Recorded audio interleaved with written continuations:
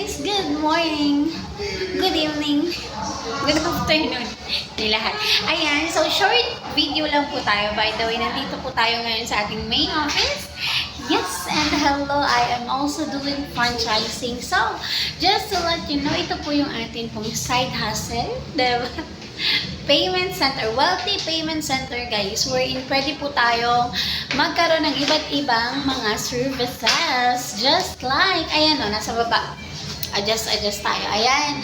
So, we have insurance, remittance, bills payment, meron tayong ticketing, we also have hotel booking, ayan, meron din tayong loading guys, and of course, travel and tours. At, kung gusto nyo pang malaman kung ano yung pwede nyo pagkakitaan at kung paano mo siya pwedeng pagkakitaan, grabe guys, mag-upload tayo ng next video. So, very short lang to. See you on our next video.